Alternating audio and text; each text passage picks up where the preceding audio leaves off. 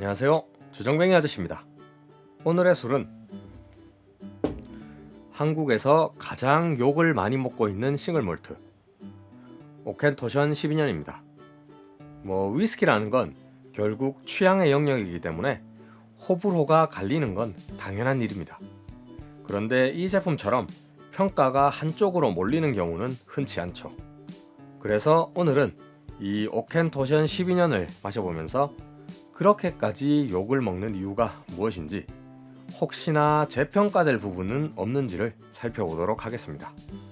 이 오켄토션 증류소의 가장 큰 특징은 스카치 위스키로서는 드문 3중 증류 방식을 사용한다는 점입니다. 대다수의 싱글몰트가 증류를 2번밖에 안 하는데 얘는 3번을 증류했기 때문에 다른 위스키보다 섬세하고 부드럽다는 점을 세일즈 포인트로 내세우고 있기도 하죠. 그리고 이 오켄토션 12년은 버번 캐스크와 쉐리 캐스크를 사용한 싱글 몰트 위스키입니다. 대략 버번 캐스크가 80%, 쉐리 캐스크가 20% 정도의 비율이라고 하네요.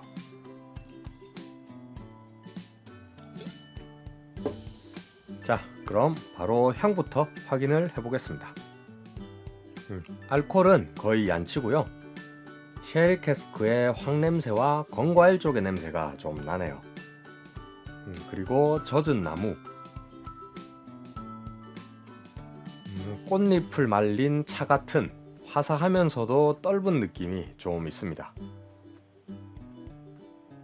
부드러운 만큼 향도 연하지만 의외로 각각의 특징들은 잘 담겨 있는 것 같고요. 이게 의외로 나무 쪽의 비중이 꽤 높은 것 같습니다. 자, 여기까지는 참 괜찮은데요.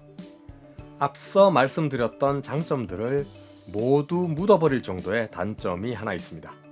이게 바로 오켄토션의 악명을 만든 주범이 아닐까 싶은데, 묘한 비린내 같은 게 납니다. 처음 향을 맡았을 때 제일 먼저 떠올랐던 게 침 냄새였어요. 갑자기 재채기가 나와서 침을 확 뿜고 나면은 뭔가 좀 비릿한 냄새가 나는 경우가 있잖아요. 컵을 제대로 안 씻었을 때 나는 물비린내, 혹은 비가 내린 뒤에 가로수 옆을 지나갈 때 나는 그런 물비린내. 먹을 것에서 찾아보자면은 아마 버섯이랑 제일 비슷한 것 같습니다. 버섯으로 국을 끓이면은 버섯 향이 꽤 많이 올라오는데 그게 약간 비릿한 느낌이 있거든요. 확실히 그다지 좋은 냄새는 아닙니다. 자, 그러면은 맛을 빨리 확인해 보겠습니다. 냄새가 좀 별로라고 해도 맛이 괜찮다면은 얼마든지 마실 수 있으니까요. 사실 냄새라고 하면은 쉐리 위스키들 대부분이 좀 꾸릿꾸릿한 냄새가 나니까 냄새만으로 얘가 안 좋다는 낙인을 찍어버리는 건 좀 섣부른 판단일 수도 있을 겁니다.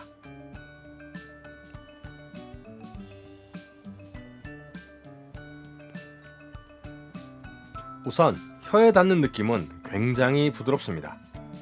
은은한 감귤류와 건과일의 단맛에 커피 풍미도 살짝 있고요. 꽃잎을 말린 차, 그런 계통의 약간 화사하면서도 떫은 느낌, 거기에 적당한 스파이시가 같이 깔리고요.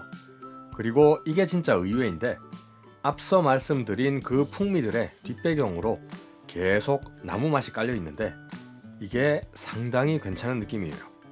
3번 증류에서 부드럽다고 하는 만큼 풍미들도 꽤 가벼운 편인데요. 그 가벼운 풍미 뒤에 방금 말씀드렸던 그 나무 맛이 이중으로 깔려서 이 허전함을 많이 보완을 해줍니다. 그래도 다른 싱글 몰트에 비해서는 좀 연한 느낌이 있긴 한데 여기서 보여주는 부드러움에 비해서는 나름대로 바디감도 있는 편이라고 생각되네요. 부드러움에 비해서는요.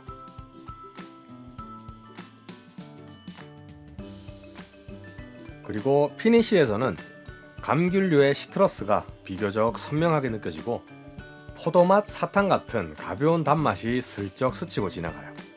그 뒤로 연한 나무 맛이 입안에 남습니다.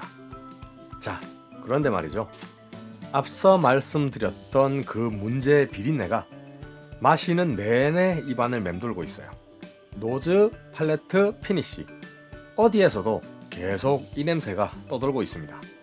향에서도 비린내가 나고 한 모금 마시면은 입안에서도 비린내가 나요. 솔직히 얘가 갖고 있는 잠재력은 상당한 편이라고 생각됩니다.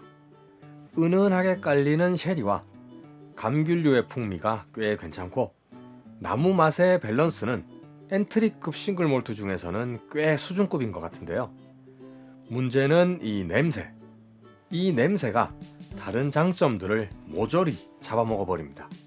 저는 이 냄새에 그렇게까지 거부감이 드는 건 아닙니다만 적어도 한국에서는 이 냄새가 호보다는 불호 쪽에 가깝다는 건 이해할 수 있을 것 같아요.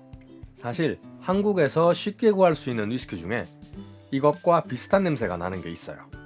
바로 인도 위스키인 암룻입니다. 그런데 암룻은 마실 때 이 정도로 비린내가 강조되지는 않아요. 왜냐면은 암룻은 다른 풍미들도 강해서 이 비린내를 충분히 커버할 수 있거든요. 그런데 오켄토션은 애초에 부드럽고 섬세하다는 점을 메인으로 밀고 있는 제품이다 보니까 이 비린내를 막아줄 수 있는 다른 요소가 없어요. 부드럽기는 확실히 부드럽죠. 그 점에 있어서는 이견이 없는데 그렇다면은 이 냄새까지 좀 더 부드럽게 만들었어야 하지 않았을까 하는 생각이 자꾸 드네요. 냄새를 제외한 다른 풍미들은 꽤 괜찮아요.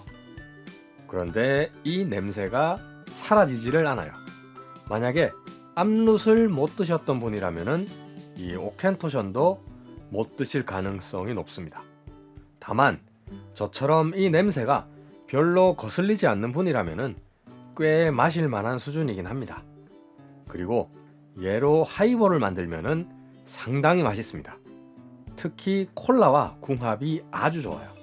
딱 30ml만 넣으면은 앞서 말씀드린 그 비린내도 전혀 안 나고 얘가 가진 쉐리, 감귤, 나무의 부드러운 풍미가 잘 어우러져서 아주 맛있는 하이볼이 됩니다. 저도 좀 놀랐어요. 문제는 가격이죠.